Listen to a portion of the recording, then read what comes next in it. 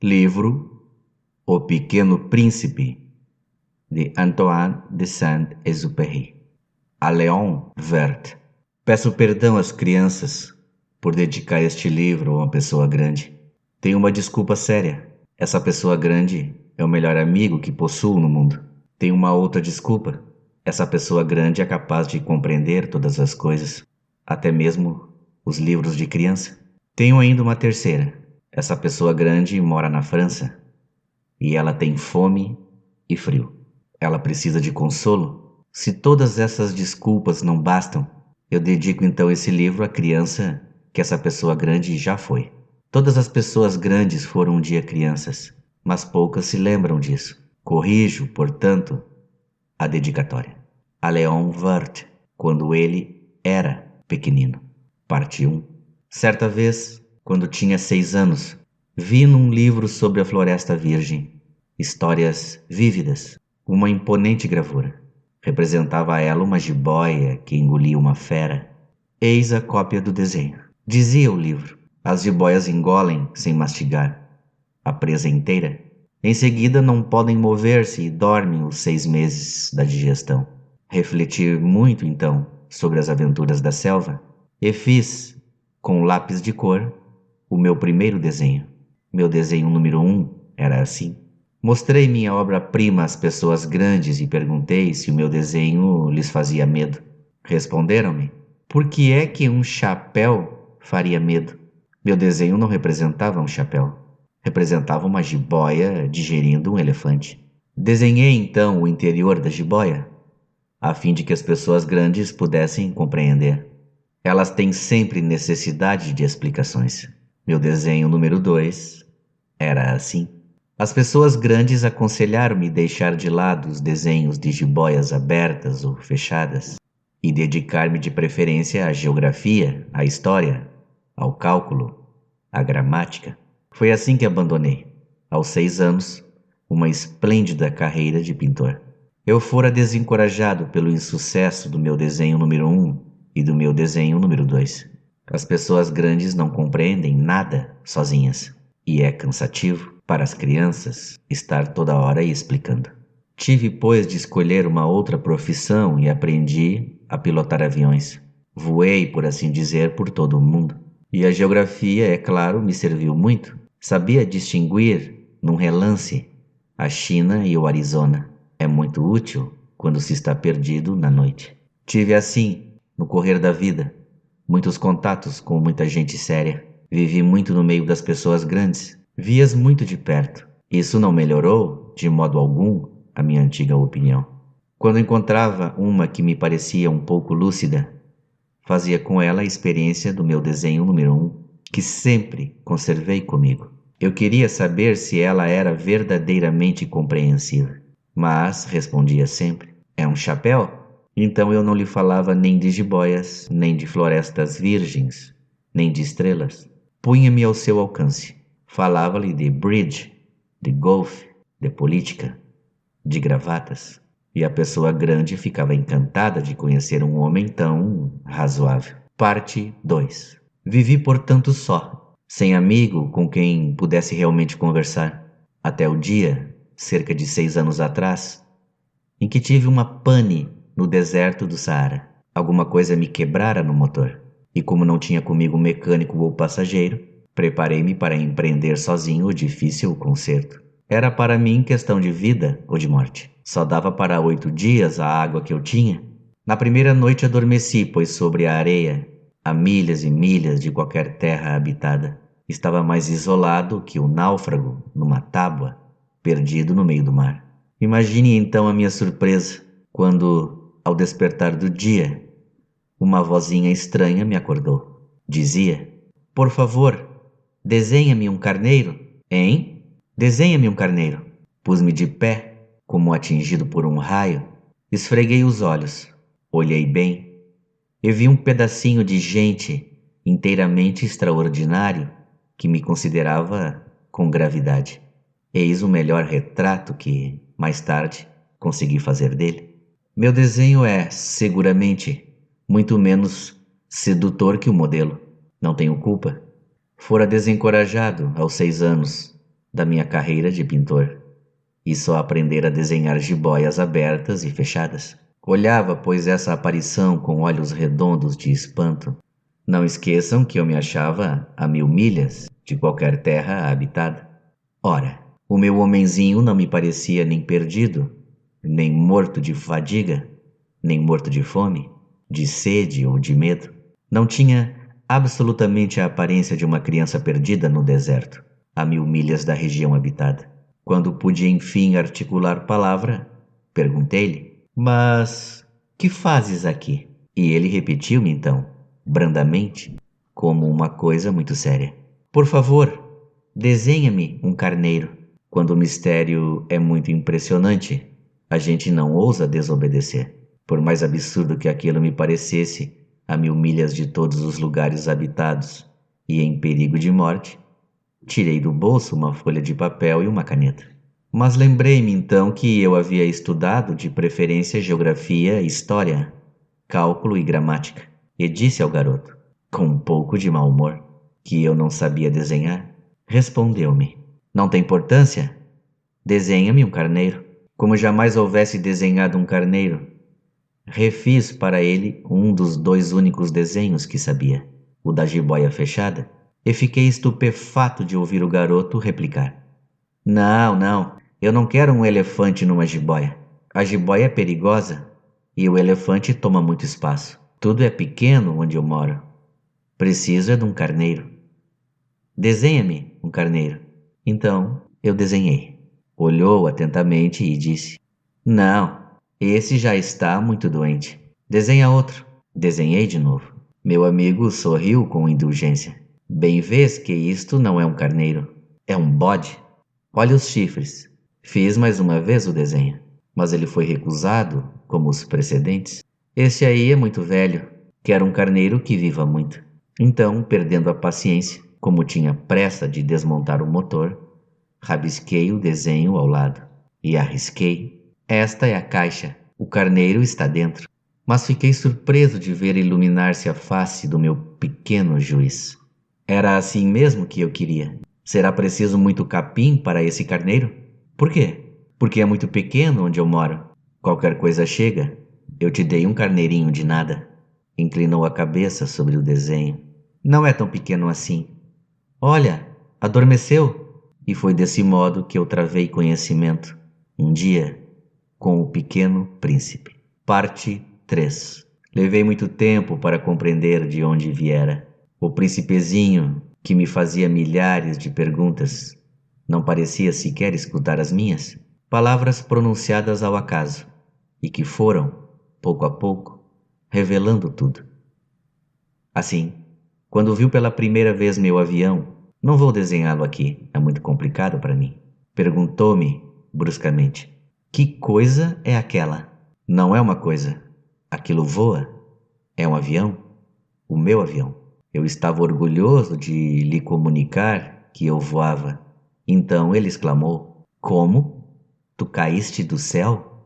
"Sim," disse eu modestamente. "Ah, como é engraçado." E o príncipezinho deu uma bela risada, que me irritou profundamente. "Gosto que levem a sério as minhas desgraças." Em seguida acrescentou: "Então, tu também vens do céu? De que planeta és tu?" Vislumbrei um clarão no mistério da sua presença e interroguei bruscamente: "Tu vens então de outro planeta?" Mas ele não me respondeu. Balançava lentamente a cabeça, considerando o avião. "É verdade que nisto aí não podes ter vindo de longe." Mergulhou então num pensamento que durou muito tempo. Depois, tirando do bolso o meu carneiro, ficou contemplando o seu tesouro. Poderão imaginar que eu ficara intrigado com aquela semi-confidência sobre os outros planetas. Esforcei-me então por saber mais um pouco. "De onde vens, meu bem? Onde é a tua casa? Para onde queres levar meu carneiro?" Ficou meditando em silêncio e respondeu depois: "O bom é que a caixa que me deste poderá, de noite, servir de casa." "Sem dúvida. E se tu fores bonzinho, darei também uma corda para amarrá-lo durante o dia. E uma estaca." A proposta pareceu chocá-lo. Amarrar? Que ideia esquisita! Mas se tu não amarras, ele vai-se embora e se perde. E meu amigo deu uma nova risada. Mas onde queres que ele vá? Não sei, por aí, andando sempre para frente. Então o príncipezinho observou, muito sério. Não faz mal, é tão pequeno onde mora. E depois, talvez com um pouco de melancolia, acrescentou ainda. Quando a gente anda sempre para frente, não pode mesmo ir longe. Parte 4. Eu aprendera, pois, uma segunda coisa importantíssima. O seu planeta de origem era pouco maior que uma casa. Não era surpresa para mim. Sabia que além dos grandes planetas, Terra, Júpiter, Marte ou Vênus, aos quais se deram nomes a centenas e centenas de outros, por vezes tão pequenos que mal se veem no telescópio. Quando o astrônomo descobre um deles, dá-lhe por nome um número. Chama-o, por exemplo, asteroide 3251. Tenho sérias razões para supor que o planeta de onde vinha o príncipe era o asteroide B612. Esse asteroide só foi visto uma vez ao telescópio em 1909, por um astrônomo turco. Ele fizera na época uma grande demonstração da sua descoberta num congresso internacional de astronomia, mas ninguém lhe dera crédito por causa das roupas que usava. As pessoas grandes são assim. Felizmente, para a reputação do asteroide B612, um ditador turco obrigou o povo, sob pena de morte, a vestir-se à moda europeia. O astrônomo repetiu sua demonstração em 1920, numa elegante casaca. Então, dessa vez, todo o mundo se convenceu. Se lhes dou esses detalhes sobre o asteroide B612 e lhes confio o seu número, é por causa das pessoas grandes. As pessoas grandes adoram os números. Quando a gente lhes fala de um novo amigo, elas jamais se informam do essencial. Não perguntam nunca. Qual é o som da sua voz? Quais os brinquedos que prefere? Será que ele coleciona borboletas? Mas perguntam. Qual é a sua idade? Quantos irmãos tem ele? Quanto pesa? Quanto ganha seu pai? Somente então é que elas julgam conhecê-lo. Se dizemos às pessoas grandes, vi uma bela casa de tijolos cor-de-rosa, gerânios na janela, pombas no telhado, elas não conseguem, de modo nenhum, fazer uma ideia da casa. É preciso dizer-lhes, vi uma casa de 600 contos. Então elas exclamam, que beleza! Assim, se a gente lhes disser, a prova de que o príncipezinho existia é que ele era encantador, que ele ria e que ele queria um carneiro. Quando alguém quer um carneiro, é porque existe. Elas darão de ombros e nos chamarão de criança. Mas se dissermos, o planeta de onde ele vinha é o asteroide B612, ficarão inteiramente convencidas e não amolarão com perguntas. Elas são assim mesmo. É preciso não lhes querer mal por isso. As crianças devem ser muito indulgentes com as pessoas grandes. Mas nós que compreendemos a vida, nós não ligamos aos números. Gostaria de ter começado esta história à moda dos contos de fada. Teria gostado de dizer, era uma vez um pequeno príncipe que habitava um planeta pouco maior que ele e que tinha necessidade de um amigo. Para aqueles que compreendem a vida, isto pareceria, sem dúvida, muito mais verdadeiro. Porque eu não gosto que leiam meu livro levianamente. Dá-me tanta tristeza narrar essas lembranças. Faz já 6 anos que meu amigo se foi com seu carneiro. Se tento descrevê-lo aqui, é justamente porque não o quero esquecer. É triste esquecer um amigo. Nem todo mundo tem amigos. E eu corro o risco de ficar com as pessoas grandes, que só se interessam por números. Foi por causa disso que comprei uma caixa de tintas e alguns lápis também. É duro pôr-se a desenhar na minha idade, quando nunca se fez outra tentativa, além das jiboias fechadas e abertas, dos longínquos 6 anos. Experimentei, claro, fazer os retratos mais parecidos que puder, mas não tenho muita esperança de conseguir. Um desenho parece passável, outro já é inteiramente diverso. Engano-me também no tamanho.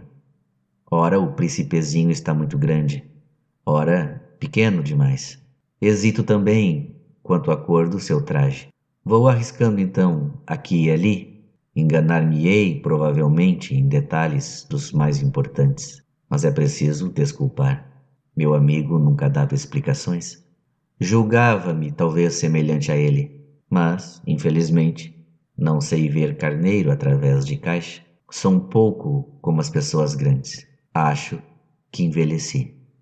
Parte 5. Dia a dia eu ficava sabendo mais alguma coisa do planeta, da partida, da viagem, mas isso devagarinho, ao acaso das reflexões. Foi assim que vim a conhecer, no terceiro dia, o drama dos baobás. Dessa vez ainda foi graças ao carneiro, pois bruscamente o príncipezinho me interrogou, tomado de grave dúvida. É verdade que os carneiros comem arbustos? Sim, é verdade. Ah, que bom! Não compreendi logo por que era tão importante que os carneiros comessem arbustos. Mas o príncipezinho acrescentou: por conseguinte, eles comem também os baobás? Fiz notar ao príncipezinho que os baobás não são arbustos, mas árvores grandes, como igrejas, e que mesmo que ele levasse consigo todo um rebanho de elefantes, eles não chegariam a dar cabo de um único baobá. A ideia de um rebanho de elefantes fez rir ao príncipezinho. Seria preciso botar um por cima do outro, mas notou em seguida, sabiamente: os baobás, antes de crescer, são pequenos. É fato, mas por que desejas tu que os carneiros comam os baobás pequenos? Por que haveria de ser? Respondeu-me, como se tratasse de uma evidência. E foi-me preciso um grande esforço de inteligência para compreender sozinho esse problema. Com efeito, no planeta do príncipezinho havia, como em todos os outros planetas, ervas boas e más. Por conseguinte, sementes boas de ervas boas, sementes más de ervas más. Mas as sementes são invisíveis. Elas dormem no segredo da terra até que uma cisme de despertar. Então ela espreguiça e lança timidamente para o sol um inofensível galinho. Se é de roseira ou rabanete, podemos deixar que cresça à vontade. Mas quando se trata de uma planta ruim, é preciso arrancar logo, mal a tenhamos conhecido. Ora, havia sementes terríveis no planeta do príncipezinho, as sementes de baobá. O solo do planeta estava infestado, e um baobá, se a gente custa descobri-lo, nunca mais se livra dele. Atravanca todo o planeta, perfura-o com suas raízes. E se o planeta é pequeno e os baobás numerosos, o planeta acaba rachando. É uma questão de disciplina, me disse mais tarde o príncipezinho. Quando a gente acaba a toalete da manhã, começa a fazer com cuidado a toalete do planeta. É preciso que a gente se conforme em arrancar regularmente os baobás logo que se distinguem das roseiras, com as quais muitos se parecem quando pequenos. É um trabalho sem graça, mas de fácil execução. E um dia aconselhou-me a tentar um belo desenho que fizesse essas coisas entrarem de vez na cabeça das crianças. Se algum dia tiverem de viajar, explicou-me, poderá ser útil para elas. Às vezes, não há inconveniente em deixar um trabalho para mais tarde, mas quando se trata de baobá, é sempre uma catástrofe. Conheci um planeta habitado por um preguiçoso. Havia deixado 3 arbustos e, de acordo com as indicações do príncipezinho, desenhei o tal planeta. Não gosto de tomar o tom de moralista, mas o perigo dos baobás é tão pouco conhecido e tão grandes os riscos daquele que se perdesse num asteroide, que ao mesmo uma vez faço exceção à minha reserva. E digo, portanto, meninos, cuidado com os baobás. Foi para divertir meus amigos de um perigo que há tanto tempo os ameaçava, como a mim, sem que pudéssemos suspeitar. Que tanto caprichei naquele desenho. A lição que eu dava valia a pena. Perguntarão, talvez, por que não há nesse livro outros desenhos tão grandiosos como o desenho dos baobás? A resposta é simples. Tentei, mas não consegui. Quando desenhei os baobás, estava inteiramente possuído pelo sentimento de urgência.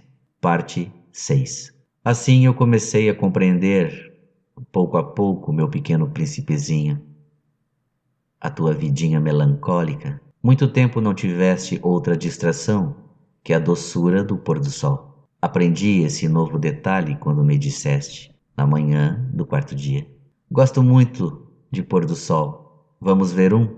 Mas é preciso esperar. Esperar o quê? Esperar que o sol se ponha. Tu fizeste um ar de surpresa e logo depois riste de ti mesmo. Disseste-me: eu imagino sempre estar em casa. De fato, quando é meio-dia nos Estados Unidos, o sol, todo mundo sabe, está se deitando na França. Bastaria ir à França num minuto para assistir ao pôr do sol. Infelizmente, a França é longe demais, mas no teu pequeno planeta bastava apenas recuar um pouco a cadeira e contemplavas o crepúsculo todas as vezes que desejavas. Um dia eu vi o sol se pôr 43 vezes e um pouco mais tarde acrescentaste: quando a gente está triste demais, gosta do pôr do sol. Estavas tão triste assim no dia dos 43, mas o príncipezinho não respondeu. Parte 7. No quinto dia, sempre graças ao carneiro, este segredo da vida do pequeno príncipe foi de súbito revelado. Perguntou-me sem preâmbulo, como se fora o fruto de um problema muito tempo meditado em silêncio: um carneiro, se come arbusto, come também as flores? Um carneiro come tudo que encontra, mesmo as flores que têm o espinho? Sim, mesmo as que têm. Então, para que servem os espinhos? Eu não sabia. Estava ocupadíssimo naquele instante, tentando desatarrachar do motor um parafuso muito apertado. Minha pane começava a parecer demasiado grave e em breve já não teria água para beber. Para que servem os espinhos? O príncipezinho jamais renunciava a uma pergunta, depois que a tivesse feito. Mas eu estava irritado com o parafuso e respondi qualquer coisa. Espinho não serve para nada. São pura maldade das flores. Oh, mas após um silêncio, ele me disse com uma espécie de rancor: não acredito. As flores são fracas, ingênuas, defendem-se como podem. Elas se julgam terríveis com os seus espinhos. Não respondi. Naquele instante eu pensava: se esse parafuso ainda resiste, vou fazê-lo saltar a martelo. O príncipezinho perturbou-me de novo as reflexões. E tu, pensas então que as flores... Ora, eu não penso nada. Eu respondi qualquer coisa. Eu só me ocupo com coisas sérias. Ele olhou-me estupefato. Coisas sérias? Via-me, martelo em punho, dedos sujos de graxa, curvado sobre um feio objeto. Tu falas como as pessoas grandes. Senti um pouco de vergonha, mas ele acrescentou implacável: tu confundes todas as coisas, misturas tudo. Estava realmente muito irritado. Sacudia ao vento cabelos de ouro. Eu conheço um planeta onde há um sujeito vermelho, quase roxo. Nunca cheirou uma flor, nunca olhou uma estrela, nunca amou ninguém, nunca fez outra coisa senão somas. E o dia todo repete, como tu: eu sou um homem sério. Eu sou um homem sério. E isso o faz inchar-se de orgulho. Mas ele não é um homem, é um cogumelo. Um o quê? Um cogumelo? O príncipezinho estava agora pálido de cólera. Há milhões e milhões de anos que as flores fabricam espinhos. Há milhões e milhões de anos que os carneiros as comem. Apesar de tudo. E não será sério procurar compreender por que perdem tanto tempo fabricando espinhos inúteis? Não terá importância a guerra dos carneiros e das flores? Não será mais importante que as contas do tal sujeito? E se eu, por minha vez, conheço uma flor única no mundo, que só existe no meu planeta, e que um belo dia um carneirinho pode liquidar num só golpe, sem avaliar o que faz, isso não tem importância? Corou um pouco e continuou em seguida: se alguém ama uma flor da qual só existe um exemplar em milhões e milhões de estrelas, isso basta para que seja feliz. Quando a contempla, ele pensa: minha flor está lá, em algum lugar. Mas se o carneiro come a flor, É para ele, bruscamente, como se todas as estrelas se apagassem. E isso não tem importância. Não pôde dizer mais nada. Pôs-se bruscamente a soluçar. A noite caíra. Larguei as ferramentas. Ria-me do martelo, do parafuso, da sede e da morte. Havia numa estrela, num planeta, o meu, a terra, um príncipezinho a consolar. Tomei-o nos braços, embalei-o e lhe dizia: a flor que tu amas não estás em perigo. Vou desenhar uma pequena mordaça para o carneiro, uma armadura para a flor. Eu não sabia o que dizer. Sentia-me desajeitado. Não sabia como atingi-lo, onde encontrá-lo. É tão misterioso o país das lágrimas. Parte 8. Pude bem cedo conhecer melhor aquela flor. Sempre houvera no planeta do Pequeno Príncipe. Flores muito simples, ornadas de uma só fileira de pétalas e que não ocupavam lugar nem incomodavam ninguém. Apareciam certa manhã na relva e já à tarde se extinguiam. Mas aquela brotara um dia de um grão trazido, não se sabe de onde, e o príncipezinho vigiara de perto o pequeno broto, tão diferente dos outros. Podia ser uma nova espécie de baobá, mas o arbusto logo parou de crescer e começou então a preparar uma flor. O príncipezinho, que assistia à instalação de um enorme botão, bem sentiu que sairia dali uma aparição miraculosa. Mas a flor não acabava de preparar sua beleza no seu verde quarto. Escolhia as cores com cuidado, vestia-se lentamente, ajustava uma a uma suas pétalas. Não queria sair como os cravos, amarrotada. No radioso esplendor da sua beleza é que ela queria aparecer. Ah, sim, era vaidosa. Sua misteriosa toilette, portanto, durara dias e dias. E eis que uma bela manhã, juntamente à hora do sol nascer, havia-se afinal mostrada. E ela, que se preparara com tanto esmero, disse, bocejando: ah, eu acabo de despertar. Desculpa, estou ainda toda despenteada. O príncipezinho então não pôde conter o seu espanto. Como és bonita, não é? Respondeu a flor docemente. Nasci ao mesmo tempo que o sol. O príncipezinho percebeu logo que a flor não era modesta, mas era tão comovente. Creio que é hora do almoço, acrescentou ela. Tu poderias cuidar de mim? E o príncipezinho embaraçado fora buscar um regador com água fresca e servira a flor.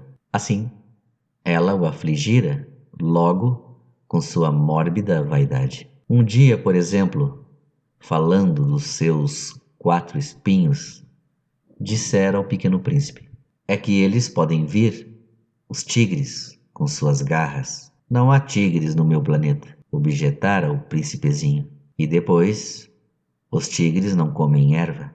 Não sou uma erva, respondera a flor suavemente. Perdoa-me, não tenho receio dos tigres, mas tenho horror das correntes de ar. Não terias acaso um paravento? Horror das correntes de ar não é muito bom para uma planta, notara o príncipezinho. É bem complicada essa flor. À noite me colocarás sob a redoma. Faz muito frio no teu planeta. Está mal instalado. De onde eu venho? Mas interrompeu de súbito. Viera em forma de semente. Não pudera conhecer nada dos outros mundos. Humilhada por se ter deixado apanhar numa mentira tão tola, tossiu 2 ou 3 vezes para pôr a culpa no príncipe. E o paravento? Ia buscá-lo? Mas tu me falavas? Então ela redobrara a tosse para infligir-lhe remorso. Assim, o príncipezinho, apesar da boa vontade do seu amor, logo duvidara dela. Tomara a sério as palavras sem importância e se tornara infeliz. Não a devia ter escutado, confessou-me um dia. Não se deve nunca escutar as flores. Basta olhá-las, aspirar o perfume. A minha embalsamava o planeta. Mas eu não me contentava com isso. A tal história das garras, que tanto me agastara, me devia ter enternecido. Confessou-me ainda. Não soube compreender coisa alguma. Devia tê-la julgado pelos atos, não pelas palavras. Ela me perfumava, me iluminava. Não devia jamais ter fugido. Deveria ter-lhe adivinhado a ternura sob os seus pobres ardis. São tão contraditórias as flores. Mas eu era jovem demais para saber amar. Parte 9. Creio que ele aproveitou para evadir-se. Pássaros selvagens que emigravam. Na manhã da partida, pôs o planeta em ordem. Revolveu cuidadosamente seus 2 vulcões em atividade, pois possuía 2 vulcões e era muito cômodo para esquentar o almoço. Possuía também um vulcão extinto, mas, como ele dizia, quem é que pode garantir? Revolveu também o extinto. Se eles são bem revolvidos, os vulcões queimam lentamente, regularmente, sem erupções. As erupções vulcânicas são como fagulhas de lareira. Na Terra, nós somos muito pequenos para revolver os vulcões, por isso é que nos causam tanto dano. O príncipezinho arrancou também, não sem um pouco de melancolia, os últimos rebentos de baobá. Ele julgava nunca mais voltar, mas todos esses trabalhos familiares lhe pareceram, aquela manhã, extremamente doces, e quando regou pela última vez a flor e se dispunha a colocá-la sob a redoma, percebeu que estava com vontade de chorar. Adeus, disse ele à flor, mas a flor não respondeu. Adeus, repetiu ele. Revolveu cuidadosamente seus 2 vulcões. A flor tossiu, mas não era por causa do resfriado. Eu fui uma tola, disse por fim. Peço-te perdão. Trata de ser feliz. A ausência de censuras o surpreendeu. Ficou parado, inteiramente sem jeito, com a redoma no ar. Não podia compreender essa calma doçura. É claro que eu te amo, disse-lhe a flor. Foi por minha culpa que não soubeste de nada. Isso não tem importância. Foste tão tolo quanto eu. Trata de ser feliz. Mas pode deixar em paz a redoma. Não preciso mais dela. Mas o vento. Não estou assim tão resfriado. O ar fresco da noite me fará bem. Eu sou uma flor, mas os bichos... É preciso que eu suporte 2 ou 3 larvas se quiser conhecer as borboletas. Dizem que são tão belas. Do contrário, quem virá visitar-me? Tu estarás longe. Quanto aos bichos grandes, não tenho medo deles. Eu tenho as minhas garras. E ela mostrava ingenuamente seus 4 espinhos. Em seguida acrescentou: não demores assim, que é exasperante. Tu decidiste partir.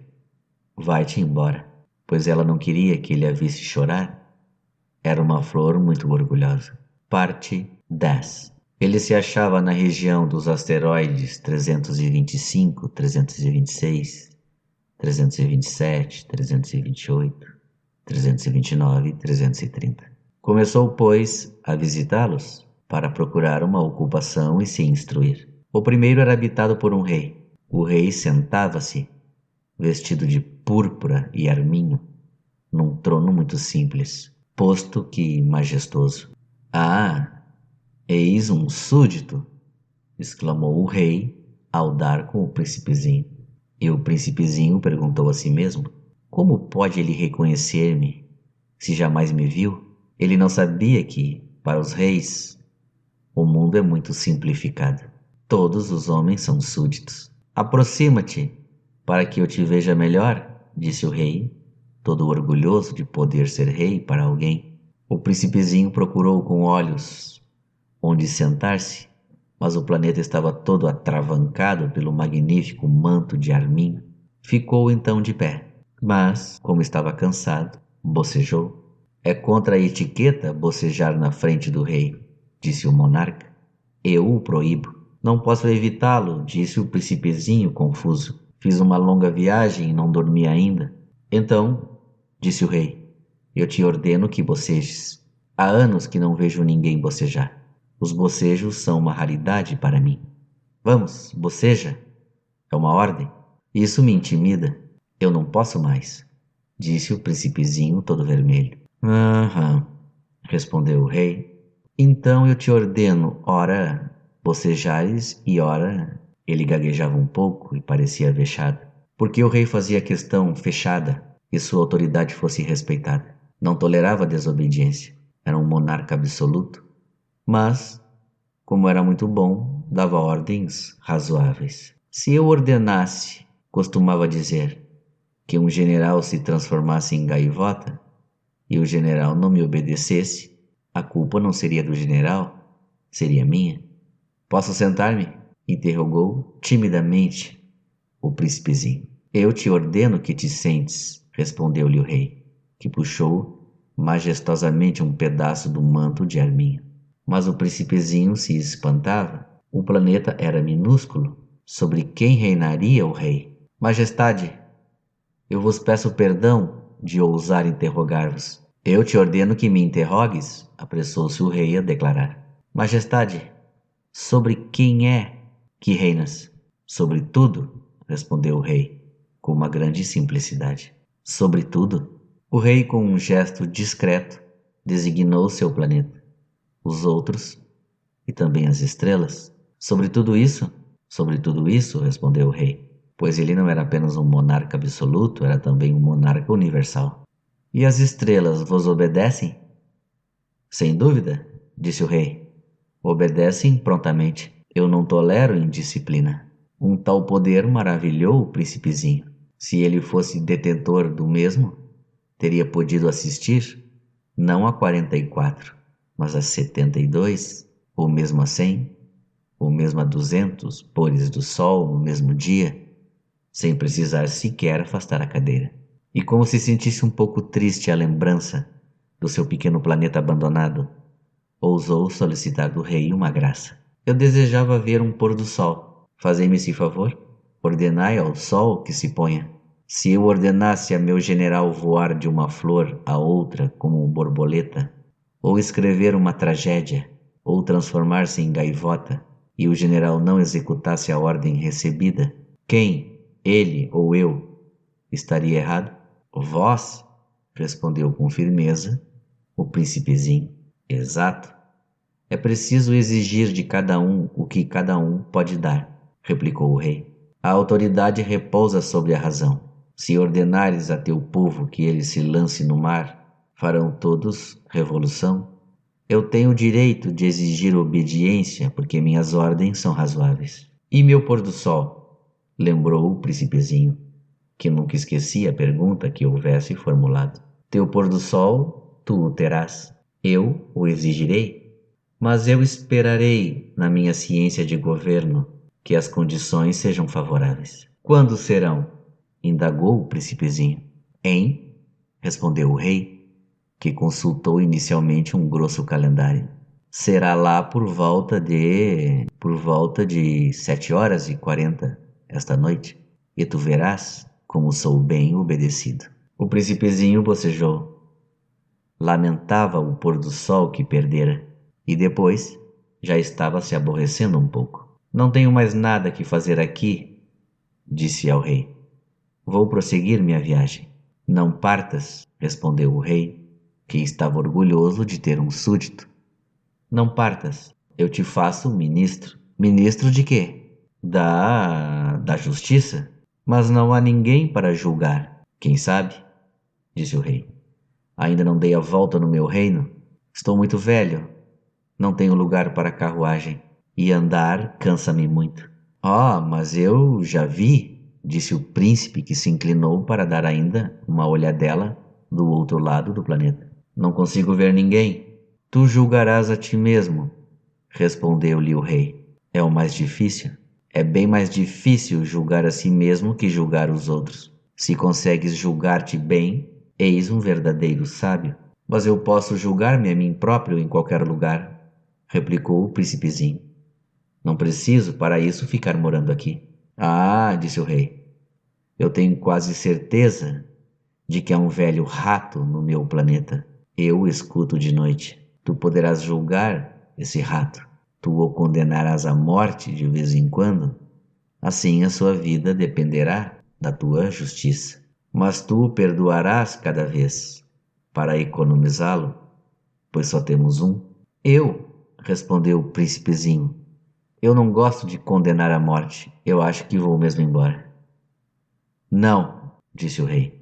Mas o príncipezinho, tendo acabado os preparativos, não quis afligir o velho monarca. Se Vossa Majestade deseja ser prontamente obedecido, poderá dar-me uma ordem razoável. Poderia ordenar-me, por exemplo, que partisse em menos de 1 minuto. Parece-me que as condições são favoráveis. Como o rei não dissesse nada, o príncipezinho hesitou um pouco. Depois, suspirou e partiu. Eu te faço meu embaixador, apressou-se o rei em gritar. Tinha um ar de grande autoridade. As pessoas grandes são muito esquisitas, pensava, durante a viagem, o príncipezinho. Parte 11.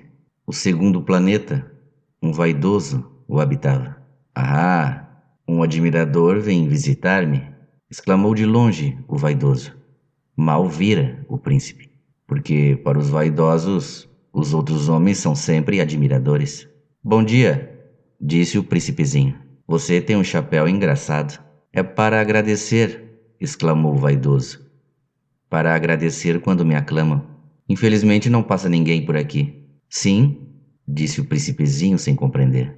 Bate as mãos uma na outra, aconselhou o vaidoso. O príncipezinho bateu as mãos uma na outra. O vaidoso agradeceu modestamente, erguendo o chapéu.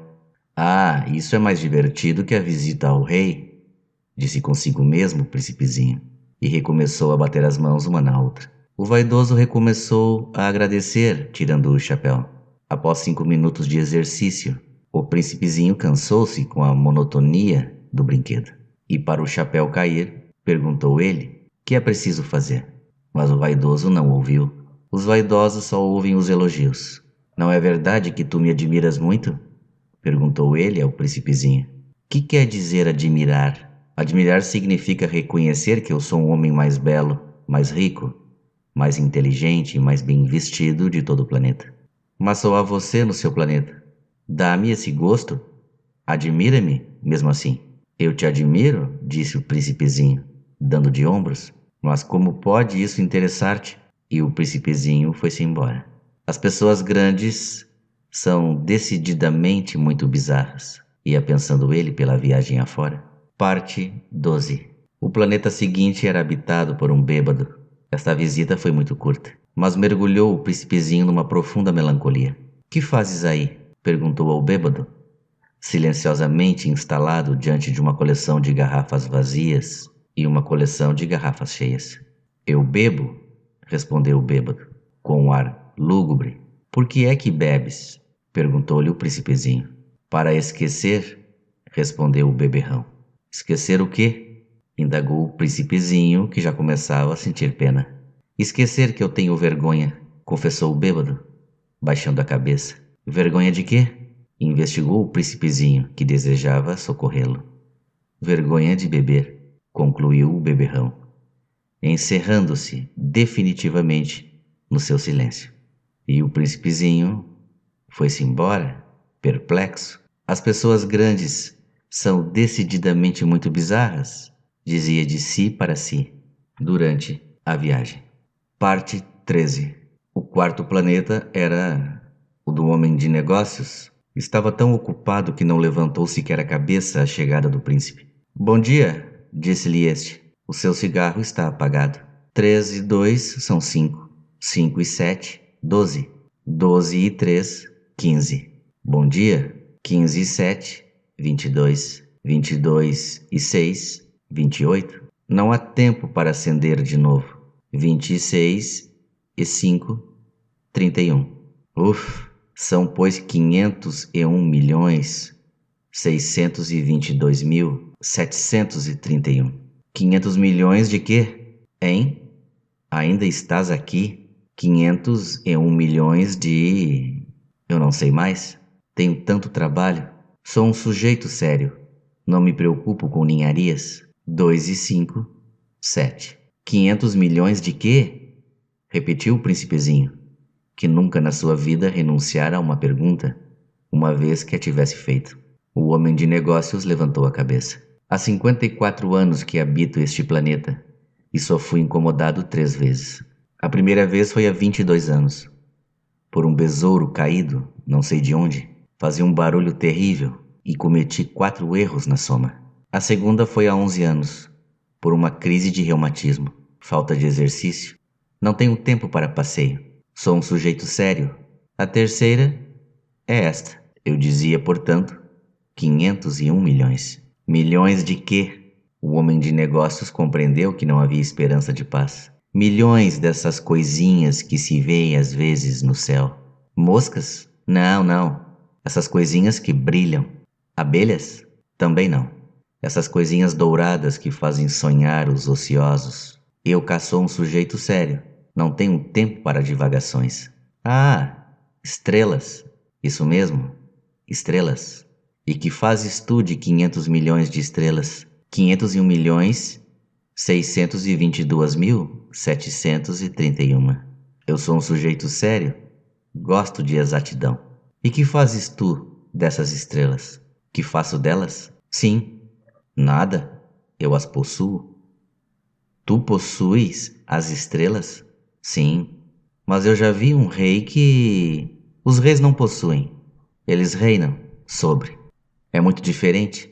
E de que te serve possuir as estrelas? Serve-me para ser rico. E para que te serve ser rico? Para comprar outras estrelas, se alguém achar. Esse aí, disse o príncipezinho para si mesmo, raciocina um pouco como o bêbado. No entanto, fez ainda algumas perguntas. Como pode a gente possuir as estrelas? De quem são elas? Respondeu ameaçador o homem de negócios. Eu não sei, de ninguém. Logo são minhas, porque pensei primeiro. Basta isso? Sem dúvida. Quando achas um diamante que não é de ninguém, ele é teu. Quando achas uma ilha que não é de ninguém, ela é tua. Quando tens uma ideia primeiro, tu a fazes registrar, ela é tua. E quanto a mim, eu possuo as estrelas, pois ninguém antes de mim teve a ideia de as possuir. Isso é verdade, disse o príncipezinho. E que fazes tu com elas? Eu as administro, eu as conto e reconto, disse o homem de negócios. É difícil, mas eu sou um homem sério. O príncipezinho ainda não estava satisfeito. Eu, se possuo um lenço, posso colocá-lo em torno do pescoço e levá-lo comigo. Se possuo uma flor, posso colher a flor e levá-la comigo. Mas tu não podes escolher as estrelas. Não, mas eu posso colocá-las no banco. O que quer dizer isto? Isso quer dizer que eu escrevo num papelzinho o número das minhas estrelas. Depois tranco o papel à chave numa gaveta. Só isso? E basta? É divertido, pensou o príncipezinho. É bastante poético, mas não é muito sério. O príncipezinho tinha, sobre as coisas sérias, ideias muito diversas das ideias das pessoas grandes. Eu, disse ele ainda, possuo uma flor que rego todos os dias. Possuo 3 vulcões que revolvo toda semana, porque revolvo também o que está extinto. A gente nunca sabe.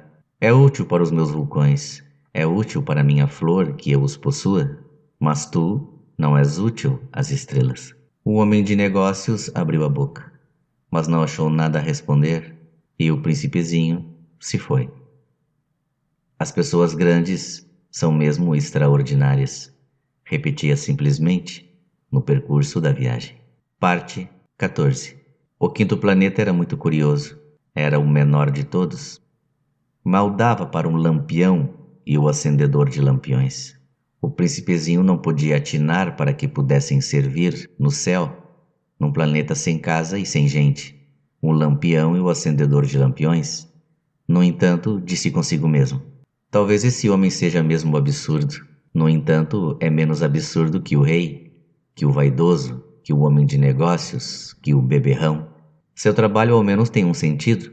Quando acende o lampião, é como se fizesse nascer mais uma estrela, mais uma flor. Quando o apaga, porém, é estrela ou flor que adormecem. É uma ocupação bonita. E é útil porque é bonita. Quando abordou o planeta, saudou respeitosamente o acendedor. Bom dia, por que acabas de apagar teu lampião? Eu executo uma tarefa terrível. É o regulamento? Respondeu o acendedor. Bom dia. Que é o regulamento? É apagar meu lampião. Boa noite. E tornou a acender. Mas por que acabas de o acender de novo? É o regulamento? Respondeu o acendedor. Eu não compreendo, disse o príncipezinho. Não é para compreender, disse o acendedor. Regulamento é regulamento. Bom dia, e apagou o lampião. Em seguida enxugou a fronte num lenço de quadrinhos vermelhos. Eu executo uma tarefa terrível. Antigamente era razoável. Apagava de manhã e acendia à noite. Tinha o resto do dia para descansar e o resto da noite para dormir. E depois disso, mudou o regulamento? O regulamento não mudou, disse o acendedor. Aí é que está o drama. O planeta de ano em ano gira mais depressa e o regulamento não muda. E então, disse o príncipezinho, agora que ele dá uma volta por minuto, não tenho mais um segundo de repouso. Acendo e apago uma vez por minuto. Ah, que engraçado. Os dias aqui duram um minuto. Não é nada engraçado, disse o acendedor. Já faz um mês que estamos conversando. Um mês? Sim, 30 minutos. 30 dias? Boa noite. E acendeu o lampião. O príncipezinho considerou e amou aquele acendedor tão fiel ao regulamento.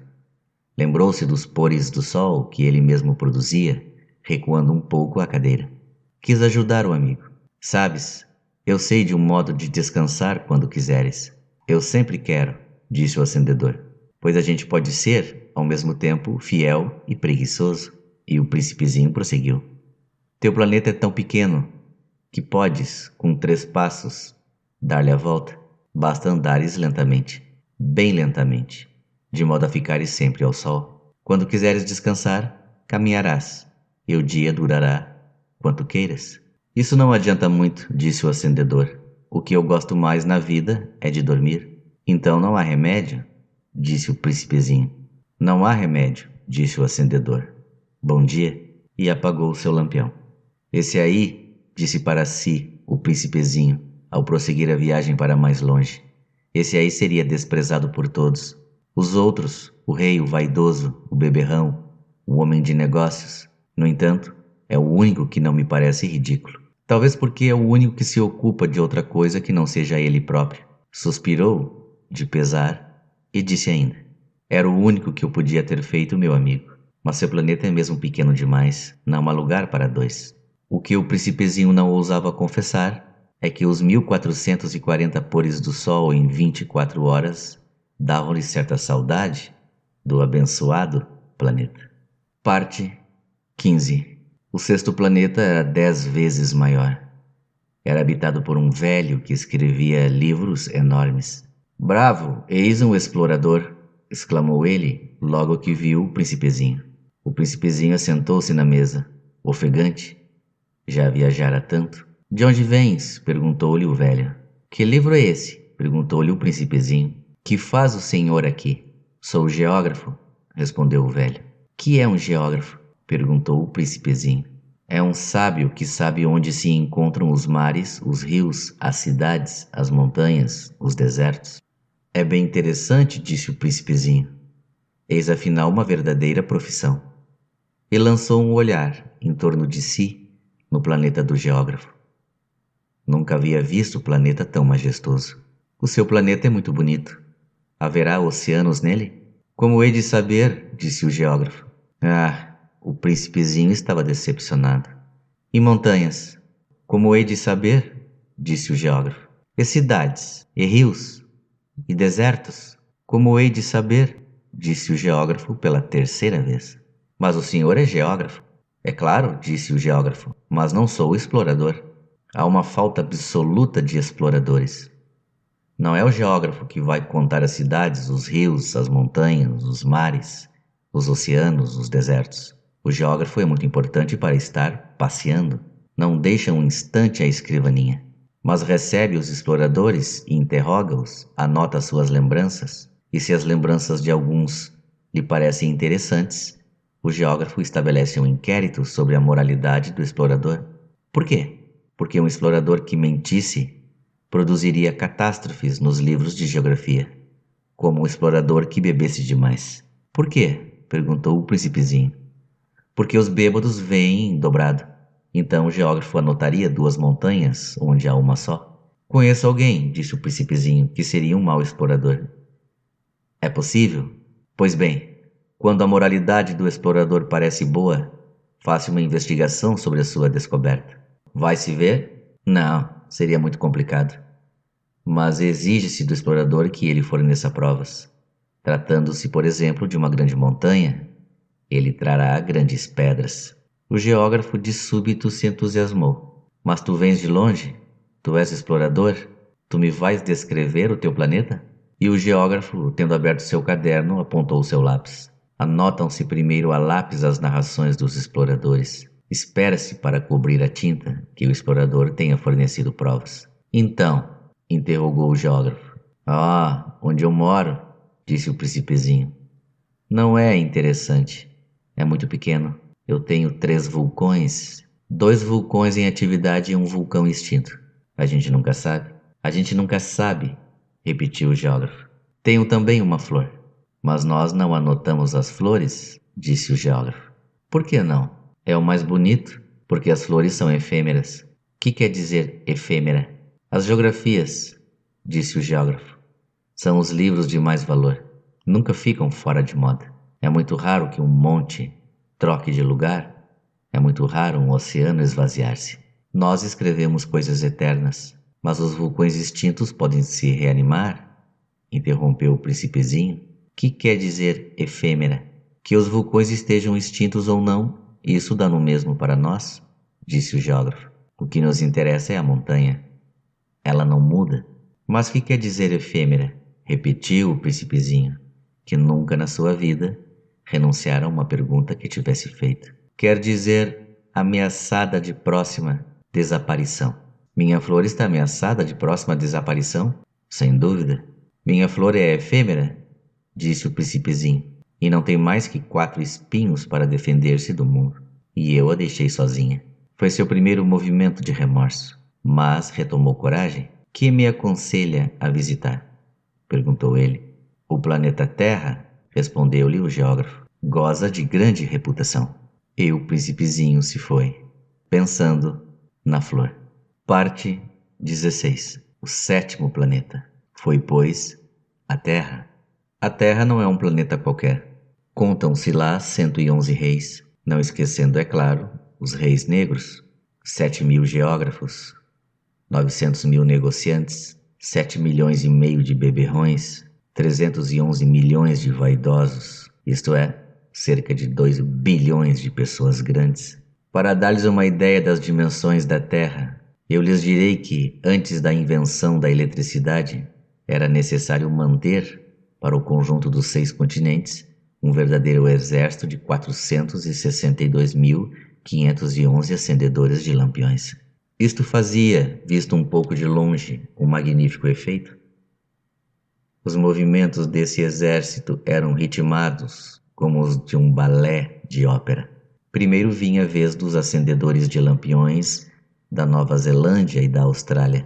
Esses, em seguida, acesos os lampiões, iam dormir. Entrava por sua vez a dança dos acendedores de lampiões da China e da Sibéria, e também desapareciam nos bastidores. Vinha a vez dos acendedores de lampiões da Rússia e das Índias, depois os da África e da Europa, depois os da América do Sul, os da América do Norte, e jamais se enganavam na ordem de entrada. Quando apareciam em cena, era um espetáculo grandioso. Apenas 2, o acendedor do único lampião do Polo Norte e o seu colega do único lampião do Polo Sul, levavam vida ociosa e descuidada. Trabalhavam 2 vezes por ano. Parte 17. Quando a gente quer fazer graça, mente às vezes um pouco. Não fui lá muito honesto ao lhes falar dos acendedores de lampiões. Corro o risco de dar àqueles que não conhecem o nosso planeta uma falsa ideia dele. Os homens ocupam, na verdade, muito pouco lugar na superfície da Terra. Se os 2 bilhões de habitantes que povoam a Terra se mantivessem de pé, colados um no outro, como para um comício, acomodar-se-iam facilmente numa praça pública de 20 milhas de comprimento por 20 de largura. Poder-se-ia juntar a humanidade toda na menor das ilhas do Pacífico. As pessoas grandes não acreditarão, é claro. Elas julgam ocupar muito espaço. Imaginam-se tão importantes como os baobás. Digam-lhes, pois, que façam o cálculo. Elas adoram os números. Ficarão contentes com isso. Mas vocês não percam tempo com esse problema de aritmética. Inútil. Vocês acreditam em mim? O príncipezinho, uma vez na terra, ficou, pois, muito surpreso de não ver ninguém. Já receara ter se enganado de planeta, quando um anel cor de lua remexeu na areia. Boa noite, disse o príncipezinho inteiramente ao acaso. Boa noite, disse a serpente. Em que planeta me encontro? Perguntou o príncipezinho. Na Terra, na África, respondeu a serpente. Ah, e não há ninguém na Terra? Tu és um bichinho engraçado, disse ele, fino como um dedo. Aqui é o deserto, não há ninguém nos desertos. A terra é grande, disse a serpente. O príncipezinho sentou-se numa pedra e ergueu os olhos para o céu. As estrelas são todas iluminadas. Não será para que cada um possa um dia encontrar a sua? Olha o meu planeta, está justamente em cima de nós. Mas como está longe? Teu planeta é belo, disse a serpente. Que vens fazer aqui? Tive dificuldades com uma flor, disse o príncipe. Ah, exclamou a serpente, e se calaram. Onde estão os homens? Repetiu enfim o príncipezinho. A gente está um pouco só no deserto. Entre os homens também, disse a serpente. O príncipezinho olhou-a longamente. Tu és um bichinho engraçado, disse ele, fino como um dedo. Mas sou mais poderosa do que o dedo de um rei, disse a serpente. O príncipezinho sorriu. Tu não és tão poderosa assim. Não tens sequer umas patas, não podes sequer viajar. Eu posso levar-te mais longe que um navio, disse a serpente. Ela enrolou-se na perninha do príncipe como um bracelete de ouro. Aquele que eu toco, eu o devolvo à terra de onde veio, continuou a serpente. Mas tu és puro, tu vens de uma estrela. O príncipezinho não respondeu. Tenho pena de ti, tão fraco, nessa terra de granito. Posso ajudar-te um dia, se tiveres muita saudade do teu planeta. Posso... eu compreendi muito bem, disse o príncipezinho. Mas por que falas sempre por enigmas? Eu os resolvo todos, disse a serpente. E calaram-se os dois. O príncipezinho atravessou o deserto e encontrou apenas uma flor. Uma flor de 3 pétalas. Uma florzinha à toa. Bom dia, disse o príncipe. Bom dia, disse a flor. Onde estão os homens? Perguntou polidamente. A flor. Um dia virá passar uma caravana. Os homens? Eu creio que existem 6 ou 7. Vi-os há muitos anos, mas não se pode nunca saber onde se encontram. O vento os leva, eles não têm raízes, eles não gostam das raízes. Adeus, disse o príncipezinho. Adeus, disse a flor. O príncipezinho escalou uma grande montanha. As únicas montanhas que conhecera eram os 3 vulcões que lhe davam pelo joelho. O vulcão extinto servia-lhe de tamborete. De montanha tão alta, pensava ele, verei todo o planeta e todos os homens. Mas só viu agulhas de pedra pontudas. Bom dia, disse ele inteiramente ao léu. Bom dia, bom dia, bom dia, respondeu o eco. Quem és tu? Perguntou o príncipezinho. Quem és tu? Quem és tu? Quem és tu? Respondeu o eco. Sede meus amigos, eu estou só, disse ele. Estou só, estou só, estou só, respondeu o eco. Esse planeta é todo seco, pontudo e salgado. Que planeta engraçado, pensou então. É todo seco, pontudo e salgado. E os homens não têm imaginação. Repetem o que a gente diz. No meu planeta eu tinha uma flor, e era sempre ela que falava primeiro.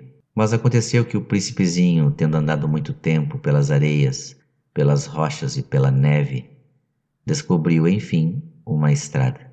E as estradas vão todas na direção dos homens. Bom dia, disse ele. Era um jardim cheio de rosas. Bom dia, disseram as rosas.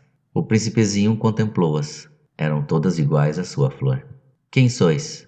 Perguntou ele estupefato. Somos rosas, disseram as rosas. Ah! Exclamou o príncipezinho. E ele sentiu-se extremamente infeliz.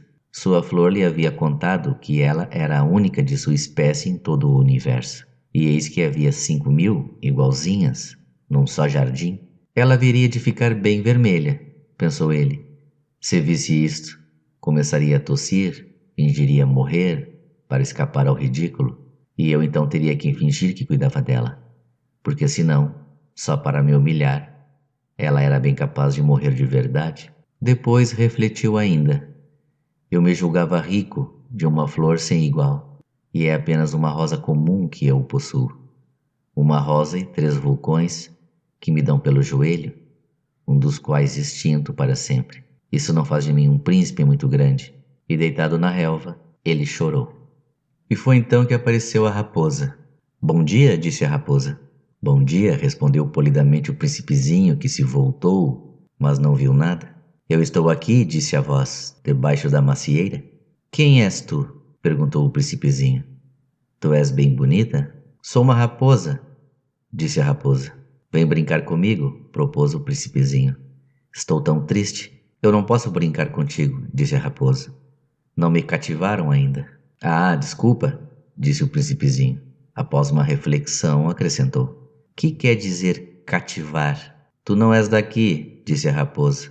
Que procuras? Procuro os homens, disse o príncipezinho. Que quer dizer cativar? Os homens, disse a raposa. Têm fuzis e caçam. É bem incômodo. Criam galinhas também. É a única coisa interessante que eles fazem. Tu procuras galinhas? Não, disse o príncipezinho. Eu procuro amigos. Que quer dizer cativar? É uma coisa muito esquecida, disse a raposa. Significa criar laços. Criar laços? Exatamente, disse a raposa. Tu não és ainda para mim senão um garoto inteiramente igual a 100.000 outros garotos. E eu não tenho necessidade de ti. E tu não tens também necessidade de mim. Não passo a teus olhos de uma raposa igual a 100.000 outras raposas. Mas se tu me cativas, nós teremos necessidade um do outro. Serás para mim o único no mundo, e eu serei para ti única no mundo. Começo a compreender, disse o príncipezinho. Existe uma flor. Eu creio que ela me cativou. É possível, disse a raposa. Vê-se tanta coisa na terra. Não foi na terra, disse o príncipezinho. A raposa pareceu intrigada. Num outro planeta? Sim. Há caçadores nesse planeta? Não. Que bom. E galinhas? Também não. Nada é perfeito, suspirou a raposa. Mas a raposa voltou à sua ideia. Minha vida é monótona. Eu caço as galinhas e os homens me caçam. Todas as galinhas se parecem e todos os homens se parecem também. E por isso eu me aborreço um pouco.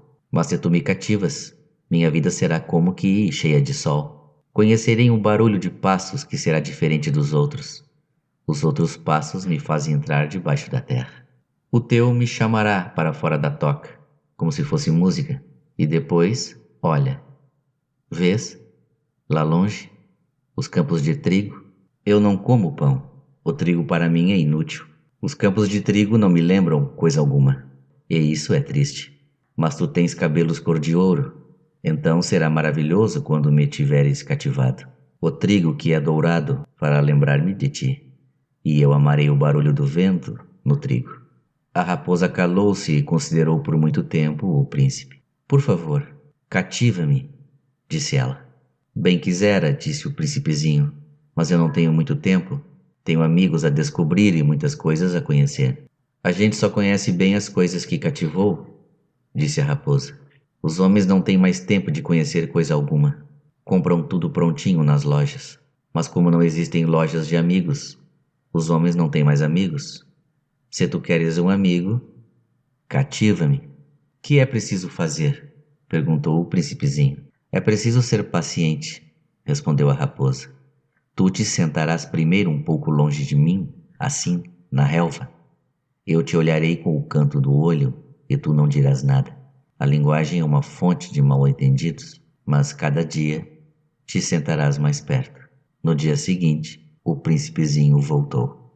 Teria sido melhor voltares à mesma hora, disse a raposa. Se tu vens, por exemplo, às 4 da tarde, desde as 13 eu começarei a ser feliz.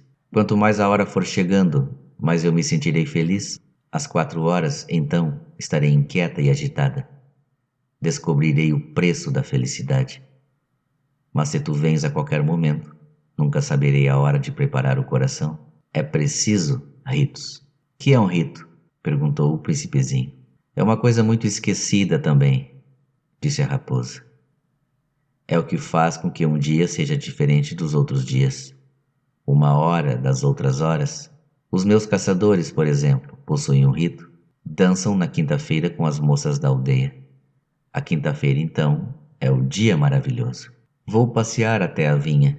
Se os caçadores dançassem qualquer dia, Os dias seriam todos iguais e eu não teria férias. Assim o príncipezinho cativou a raposa. Mas, quando chegou a hora da partida, a raposa disse: "Ah, eu vou chorar." "A culpa é tua", disse o príncipezinho. "Eu não te queria fazer mal, mas tu quiseste que eu te cativasse." "Quis", disse a raposa. "Mas tu vais chorar?", disse o príncipezinho. "Vou", disse a raposa. "Então, não sais lucrando nada." "Eu lucro", disse a raposa, "por causa da cor do trigo." Depois ela acrescentou: "Vais rever as rosas. Tu compreenderás que a tua é a única no mundo.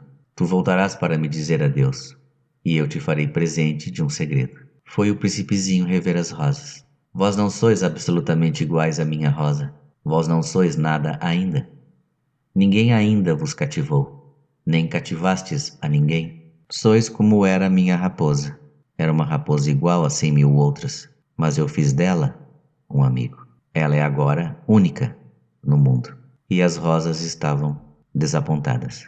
"Sois belas, mas vazias", disse ele ainda. "Não se pode morrer por vós. Minha rosa, sem dúvida, um transeunte qualquer pensaria que se parece convosco. Ela sozinha é, porém, mais importante que vós todas, pois foi a ela que eu reguei. Foi a ela que pus sob a redoma. Foi a ela que abriguei com o paravento.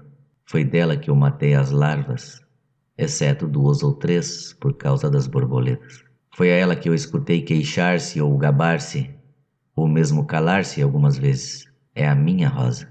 E voltou, então, a raposa. "Adeus", disse ele. "Adeus", disse a raposa. "Eis o meu segredo. É muito simples. Só se vê bem com o coração.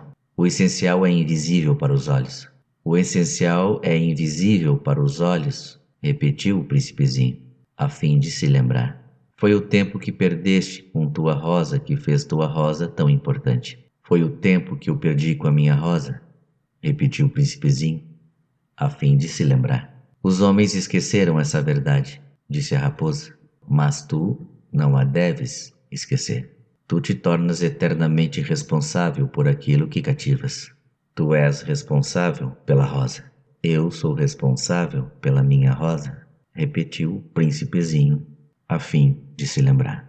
Parte 22. "Bom dia", disse o príncipezinho. "Bom dia", respondeu o guarda-chaves. "Que fazes aqui?", perguntou-lhe o príncipezinho. "Eu divido os passageiros em blocos de 1000", disse o guarda-chaves. "Despacho os trens que os carregam, ora para a direita, ora para a esquerda." E um rápido iluminado, roncando como um trovão, fez tremer a cabine do guarda-chaves. "Eles estão com muita pressa", disse o príncipezinho. "O que é que estão procurando?" "Nem homem da locomotiva sabe", disse o guarda-chaves, e trovejou em sentido inverso um outro rápido e iluminado. "Já estão de volta?", perguntou o príncipezinho. "Não são os mesmos", disse o guarda-chaves. "É uma troca." "Não estavam contentes onde estavam?" "Nunca estamos contentes onde estamos", disse o guarda-chaves. E um terceiro rápido e iluminado trovejou. "Estão perseguindo os primeiros viajantes?", perguntou o príncipezinho. "Não perseguem nada", disse o guarda-chaves. "Estão dormindo lá dentro, ou bocejando. Só as crianças esmagam o nariz nas vidraças." "Só as crianças sabem o que procuram", disse o príncipezinho. "Perdem tempo comum a boneca de pano, e a boneca se torna muito importante, e choram quando a gente a toma." "Elas são felizes", disse o guarda-chaves. Parte 23. "Bom dia", disse o príncipezinho. "Bom dia", disse o vendedor. Era um vendedor de pílulas aperfeiçoadas que aplacavam a sede. "Toma-se uma por semana e não é mais preciso beber." "Por que vendes isso?", perguntou o príncipezinho. "É uma grande economia de tempo", disse o vendedor. "Os peritos calcularam. A gente ganha 53 minutos por semana." "E que se faz então com 53 minutos? O que a gente quiser?" "Eu", pensou o príncipezinho, "se tivesse 53 minutos para gastar, iria caminhando passo a passo, mão no bolso, na direção de uma fonte." Parte 24. "Estávamos no 8º dia de minha pane, justamente quando bebi a última gota da minha provisão de água. Foi que ouvi a história do vendedor." "Ah", disse eu ao príncipezinho, "são bem bonitas as tuas lembranças." Mas eu não consertei ainda meu avião. Não tenho mais nada para beber, e eu seria feliz, eu também, se pudesse ir caminhando passo a passo, mãos no bolso, na direção de uma fonte. Minha amiga raposa me disse: meu caro, não se trata mais de raposa. Por quê? Porque vamos morrer de sede? Ele não compreendeu o meu raciocínio e respondeu: é bom ter tido um amigo, mesmo se a gente vai morrer. Eu estou muito contente de ter tido a raposa por amiga. Não avalie o perigo? Disse eu. Não tem nunca fome ou sede. Um raio de sol lhe basta. Mas ele me olhou e respondeu ao que eu pensava. Tenho sede também. Procuremos um poço. Eu fiz um gesto de desânimo. É absurdo procurar um poço ao acaso, na imensidão do deserto. No entanto, pusemos-nos a caminho. Já tínhamos andado horas em silêncio quando a noite caiu e as estrelas começaram a brilhar. Eu as via como em sonho, porque tinha um pouco de febre por causa da sede. As palavras do príncipezinho dançavam-me na memória. Tu tens sede também? Perguntei-lhe, mas não respondeu a minha pergunta. Disse apenas: a água pode ser boa para o coração. Não compreendi sua resposta e calei-me. Eu bem sabia que não adiantava interrogá-lo. Ele estava cansado. Sentou-se. Sentei-me junto dele. E após um silêncio, disse ainda: as estrelas são belas por causa de uma flor que não se vê. Eu respondi: mesmo? E fitei, sem falar, a ondulação da areia enluarada. O deserto, belo, acrescentou. E era verdade. Eu sempre amei o deserto. A gente se senta numa duna de areia. Não se vê nada, não se escuta nada. E, no entanto, no silêncio, alguma coisa irradia e... O que torna belo o deserto, disse o príncipezinho, é que ele esconde um poço em algum lugar. Fiquei surpreso por compreender de súbito esta misteriosa irradiação da areia. Quando eu era pequeno, habitava uma casa antiga e diziam as lendas que ali fora enterrado um tesouro. Ninguém, é claro, o conseguira descobrir, nem talvez mesmo o procurou, mas ele encantava a casa toda. Minha casa escondia um tesouro no fundo do coração. Quer se trate da casa, das estrelas ou no deserto, disse eu ao príncipezinho, o que faz a sua beleza é invisível. Estou contente, disse ele, que estejas de acordo com a raposa. Como o príncipezinho adormecesse, tomei-o nos braços e prossegui a caminhada. Eu estava comovido. Tinha a impressão de carregar um frágil tesouro. Parecia-me mesmo não haver na terra nada mais frágil. Considerava a luz da lua, a fronte pálida, os olhos fechados, as mechas de cabelo que tremiam ao vento, e eu pensava: o que eu vejo não é mais que uma casca. O mais importante é invisível. Como seus lábios entreabertos esboçassem um sorriso, pensei ainda: o que tanto me comove nesse príncipe adormecido é sua fidelidade a uma flor. É a imagem de uma rosa que brilha nele como a chama de uma lâmpada, mesmo quando dorme. Eu o pressentia então mais frágil ainda. É preciso proteger as lâmpadas com cuidado. Um sopro as pode apagar. E caminhando assim, eu descobri o poço. O dia estava raiando. Parte 25. Os homens, disse o príncipezinho, se enfurnam nos rápidos, mas não sabem o que procuram. Então eles se agitam, ficam rondando à toa. E acrescentou: e isso não adianta. O poço a que tínhamos chegado não se parecia de forma alguma com os poços do Saara. Os poços do Saara são simples buracos na areia. Aquele parecia um poço de aldeia, mas não havia ali aldeia alguma. E eu julgava sonhar. É estranho, disse eu ao príncipezinho. Tudo está preparado? A roldana, o balde e a corda. Ele riu, pegou a corda, fez girar a roldana. E a roldana gemeu, como gemem os velhos cataventos, quando o vento dormiu por muito tempo. Tu escutas? Disse o príncipe. Estamos acordando o poço? Ele canta. Eu não queria que ele fizesse esforço. Deixa que eu puxe, disse eu. É muito pesado para o teu tamanho. Lentamente içei o balde até em cima e eu o instalei com cuidado na borda do poço. Nos meus ouvidos permanecia ainda o canto da roldana, e na água, que ainda brilhava, via tremer o sol. Tenho sede dessa água, disse o príncipezinho. Dá-me de beber. E eu compreendi o que ele havia buscado. Levantei-lhe o balde até a boca. Ele bebeu de olhos fechados. Era doce como uma festa. Essa água era muito mais que um alimento. Nascera na caminhada sob as estrelas, do canto da roldana, do esforço do meu braço. Era boa para o coração, como um presente. Quando eu era pequeno, todo o esplendor do presente de Natal estava também na luz da árvore, na música da missa de meia-noite, na doçura dos risos. Os homens do teu planeta, disse o príncipezinho, cultivam 5.000 rosas num mesmo jardim e não encontram o que procuram. Não encontram, respondi. E no entanto, o que eles buscam poderia ser achado numa só rosa, ou num pouquinho d'água. É verdade. E o príncipezinho acrescentou: mas os olhos são cegos. É preciso buscar com o coração. Eu havia bebido, respirava facilmente. A areia é cor de mel quando amanhece. E a cor de mel me fazia feliz. Por que haveria eu de estar triste? É preciso, disse baixinho o príncipe, que cumpras a tua promessa. Ele estava de novo sentado junto de mim. Que promessa? Tu sabes, a mordaça do meu carneiro. Eu sou responsável pela flor. Tirei do bolso as minhas tentativas de desenho. O príncipezinho os viu e disse rindo: teus baobás parecem um pouco repolhos. Ah, eu estava tão orgulhoso dos meus baobás. Tua raposa, as orelhas dela parecem chifres. São compridas demais. Ele riu outra vez. Tu és injusto, meu bem. Eu só sabia desenhar jiboias abertas e fechadas. Não faz mal, disse ele. As crianças entendem. Rabisquei, portanto, uma pequena mordaça, mas sentia, ao entregá-la, um aperto no coração.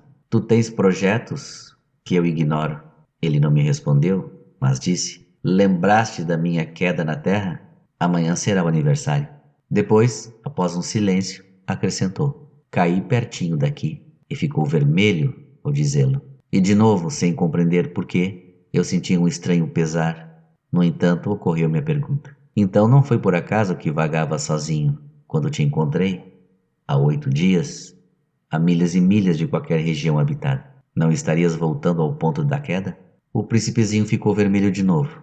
E eu acrescentei, hesitando: terá sido por causa do aniversário? O príncipezinho ficou mais vermelho. Não respondia nunca às perguntas. Mas quando a gente fica vermelho, não é o mesmo que dizer sim. Ah, disse-lhe eu tenho medo. Mas ele respondeu: tu deves agora trabalhar, ir em busca do teu aparelho. Espero-te aqui. Volta amanhã de tarde. Mas eu não estava tranquilo. Lembrava-me da raposa. A gente corre o risco de chorar um pouco quando se deixou cativar. Parte 26. Havia ao lado do poço a ruína de um velho muro de pedra. Quando voltei do trabalho, no dia seguinte, vi de longe o príncipezinho sentado no alto, com as pernas balançando, e eu o escutei dizer: tu não te lembras, então? Não foi bem aqui o lugar? Uma outra voz devia responder-lhe, porque replicou em seguida: não, não estou enganado. O dia é este, mas não o lugar. Prossegui o caminho para o muro. Continuava a não ver ninguém. No entanto, o príncipezinho replicou novamente: está bem, tu verás onde começa, na areia, o sinal dos meus passos. Basta esperar-me, estarei ali à noite. Eu me achava a 20 metros do muro e continuava a não ver nada. O príncipezinho disse ainda, após um silêncio: o teu veneno é do bom? Estás certa de que não vou sofrer muito tempo? Parei, coração apertado, sem compreender ainda. Agora vai-te embora, disse ele, eu quero descer. Então baixei os olhos para o pé do muro e dei um salto. Lá estava, erguida para o príncipezinho, uma dessas serpentes amarelas que nos liquidam num minuto. Enquanto procurava o revólver no bolso, dei uma rápida corrida. Mas, percebendo o barulho, a serpente se foi encolhendo, lentamente, como um repuxo que morre, e sem se apressar demais, enfiou-se entre as pedras num leve tinir de metal. Cheguei ao muro a tempo de receber nos braços o meu caro príncipezinho, pálido como a neve. Que história é essa? Tu conversas agora com as serpentes? Desatei o nó do seu eterno lenço dourado, umedeci-lhe as têmporas, dei-lhe água, e agora não ousava perguntar-lhe coisa alguma. Olhou-me gravemente e passou-me os bracinhos no pescoço. Senti-lhe o coração bater de encontro ao meu, como de um pássaro que morre, atingido pela carabina. Ele me disse: Estou contente de teres descoberto o defeito do maquinismo. Vais poder voltar para casa? Como soubeste disso? Eu vinha justamente anunciar-lhe que, contra toda expectativa, havia realizado o concerto. Nada respondeu à minha pergunta, mas acrescentou: eu também volto hoje para casa. Depois, com melancolia, ele disse: é bem mais longe, bem mais difícil. Eu percebia claramente que algo de extraordinário se passava. Apertava-o nos braços como se fosse uma criancinha, mas tinha a impressão de que ele ia deslizando verticalmente no abismo, sem que eu nada pudesse fazer para detê-lo. Seu olhar estava sério, perdido ao longe. Tenho o teu carneiro, e a caixa para o carneiro, e a mordaça. Agora vai-te embora, disse ele. Eu quero descer. Ele sorriu com tristeza. Esperei muito tempo. Pareceu-me que ele ia se aquecendo de novo, pouco a pouco. Meu querido, tu tiveste medo. É claro que tivera, mas ele sorriu docemente. Terei mais medo ainda esta noite. O sentimento do irreparável gelou-me de novo. E eu compreendi que não podia suportar a ideia de nunca mais escutar esse riso. Ele era para mim como uma fonte no deserto. Meu bem, eu quero ainda escutar o teu riso. Mas ele me disse: faz 1 ano esta noite. Minha estrela se achará justamente em cima do lugar onde caí o ano passado. Meu bem, não será um sonho mau essa história de serpente, de encontro marcado, de estrela? Mas não respondeu à minha pergunta e disse: o que é importante a gente não vê. A gente não vê? Será como a flor? Se tu amas uma flor que se acha numa estrela, é doce de noite olhar o céu. Todas as estrelas estão floridas. Todas as estrelas estão floridas. Será como a água, aquela que me deste parecia música por causa da roldana e da corda. Lembraste como era boa? Lembro-me. Tu olharás de noite as estrelas. Onde eu moro é muito pequena, para que eu possa te mostrar onde se encontra a minha. É melhor assim. Minha estrela será então qualquer das estrelas. Gostarás de olhar todas elas. Serão todas tuas amigas. E depois eu vou fazer-te um presente. Ele riu outra vez. Ah, meu pedacinho de gente, meu amor, como eu gosto de ouvir esse riso, pois é ele o meu presente. Será como a água. Que queres dizer? As pessoas têm estrelas que não são as mesmas. Para uns que viajam, as estrelas são guias. Para outros, elas não passam de pequenas luzes. Para outros, os sábios são problemas. Para o meu negociante, eram ouro. Mas todas essas estrelas se calam. Tu, porém, terás estrelas como ninguém. Que queres dizer? Quando olhares o céu de noite, porque habitarei uma delas, porque numa delas estarei rindo. Então será como se todas as estrelas te rissem, e tu terás estrelas que sabem rir. E ele riu mais uma vez. E quando te houveres consolado, a gente sempre se consola, tu te sentirás contente por me teres conhecido. Tu serás sempre meu amigo, terás vontade de rir comigo, e abrirás às vezes a janela à toa, por gosto, e teus amigos ficarão espantados de ouvir-te rir olhando o céu. Tu explicarás então? Sim, as estrelas, elas sempre me fazem rir. E eles te julgarão maluco? Será uma peça que te prego. E riu de novo. Será como se eu te houvesse dado, em vez de estrelas, montões de guizos que riem. E riu de novo mais uma vez. Depois ficou sério. Esta noite, tu sabes, não venhas. Eu não te deixarei. Eu parecia sofrer. Eu parecerei morrer. É assim? Não venhas ver. Não vale a pena. Eu não te deixarei. Mas ele estava preocupado. Eu digo isto também por causa da serpente. É preciso que não te morda. As serpentes são más. Podem morder por gosto. Eu não te deixarei. Mas uma coisa o tranquilizou. Elas não têm veneno, é verdade, para uma segunda mordida. Essa noite não ouvi pôr-se a caminho. Evadiu-se sem rumor. Quando consegui apanhá-lo, caminhava decidido, a passo rápido. Disse-me apenas: ah, estás aqui? E ele me tomou pela mão, mas afligiu-se ainda. Fizeste mal, tu sofrerás. Eu parecerei morto e não será verdade. Eu me calava. Tu compreendes? É longe demais. Eu não posso carregar esse corpo. É muito pesado. Eu me calava. Mas será como uma velha casca abandonada. Uma casca de árvore. Não é triste? Eu me calava.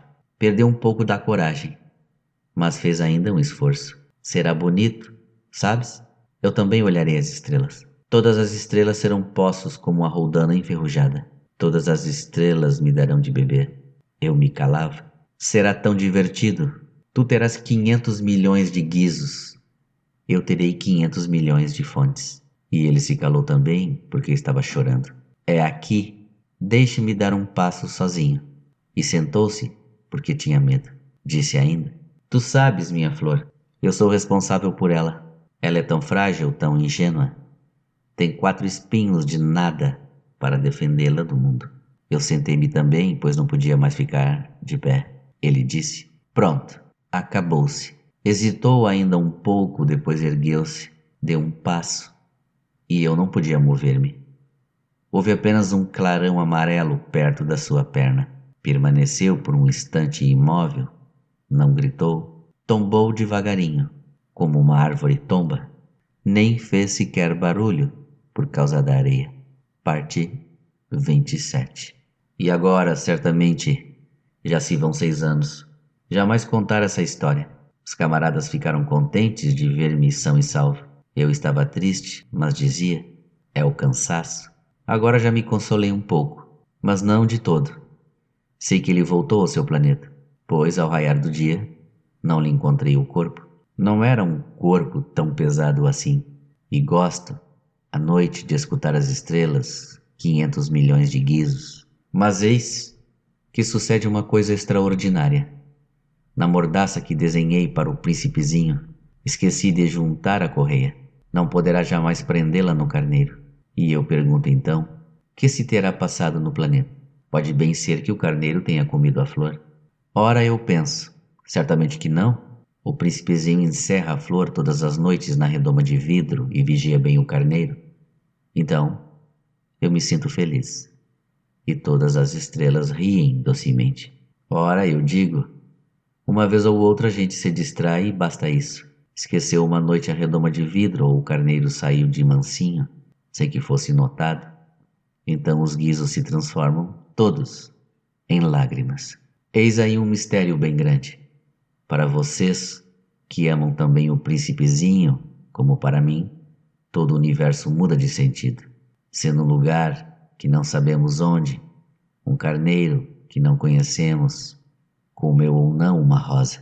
Olhem o céu, perguntem, terá ou não terá o carneiro comido a flor? E verão como tudo fica diferente.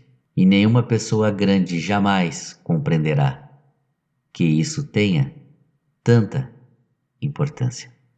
Esta é, para mim, a mais bela paisagem do mundo e também a mais triste. É a mesma da página precedente, mas desenhei-a de novo para mostrá-la bem. Foi aqui que o príncipezinho apareceu na terra e desapareceu depois. Olhem atentamente esta paisagem para que estejam certos de reconhecê-la se viajarem um dia na África através do deserto. E se acontecer passarem por ali, eu lhes suplico que não tenham pressa e que esperem um pouco bem debaixo da estrela. Se então um menino vem ao encontro de vocês, se ele ri, se tem cabelos de ouro, se não responde quando o interrogam, adivinharão quem é? Então, por favor, não me deixem tão triste. Escrevam-me depressa, que ele voltou. Bem, pessoal, chegamos então ao final da leitura. Espero que tenham gostado. Se gostaram, curtam, comentem e inscrevam-se no canal, ok? Um abraço a todos. Até o próximo vídeo. Fiquem com Deus.